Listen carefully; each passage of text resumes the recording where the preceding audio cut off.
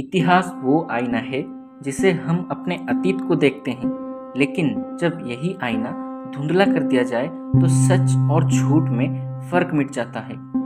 आज हम बात करेंगे उस ऐतिहासिक घटना की जिसे सिकंदर और राजा पुरु की लड़ाई कहा जाता है, लेकिन क्या जो इतिहास हमें बताया गया वो सही है? जय जगन्नाथ दोस्तों, स्वागत है आप सबका हमारे चैनल पर। आइए इस वीडियो में जानते हैं राजा सिकंदर और भारत के सच्चे सूरवीर राजा पुरु यानी राजा पोरस की असली कहानी, जिसे किताबों से मिटा दिया गया है। इतिहास की किताबें कहती है सिकंदर महान ने भारत पर आक्रमण किया, बितस्ता नदी यानी आज के झेलम नदी पर राजा पुरु से युद्ध लड़ा और जीत गया। फिर पुरु की वीरता से प्रभावित होकर उसे क्षमा कर दिया और उसका राज्य लौटा दिया। लेकिन सोचिए, एक विदेशी आक्रमणकारी एक बहादुर राजा से युद्ध करता है, उसे हराता है, लेकिन फिर उससे इतना प्रभावित होता है कि उसे वापस राजा बना देता है। क्या यह तर्कसंगत लगता है? जिस कहानी पर हम विश्वास करते आए हैं वो ग्रीक लेखकों की कलम से निकलती है। उन्होंने सिकंदर को महान साबित करने के लिए हर युद्ध को उसकी जीत बताया।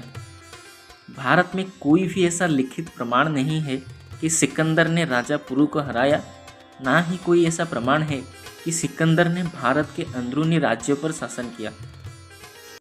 राजा पुरु पुरुवंशी क्षत्रिय थे, एक शक्तिशाली और वीर योद्धा। उन्होंने सिकंदर की विशाल सेना का डटकर सामना किया।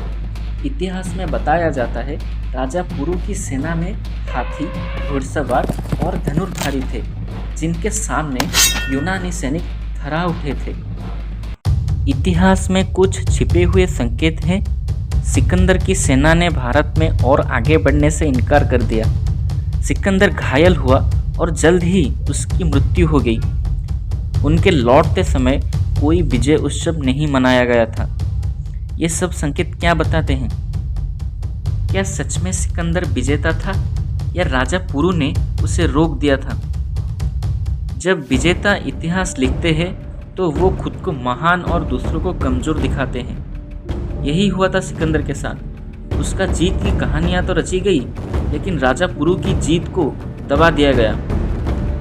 राजा पुरु एक सच्चे भारतीय वीर थे, जिन्होंने विदेशी आक्रमणकारी को ललकारा और उसका घमंड तोड़ा। अब समय है कि हम इस झूठे इतिहास को चुनौती दें और असली वीरों का उनका सम्मान लौटाएं। अगर आप भी मानते हैं कि हमें अपने इतिहास को खुद लिखना चाहिए, तो इस वीडियो को शेयर करें और सच्चाई को सब तक पहुंचाएं। अगर अभी तक आप हमारे चैनल को सब्सक्राइब नहीं किए हो तो चैनल सब्सक्राइब करें और बेल आइकन को दबाना ना भूलें। जय हिंद, जय भारत।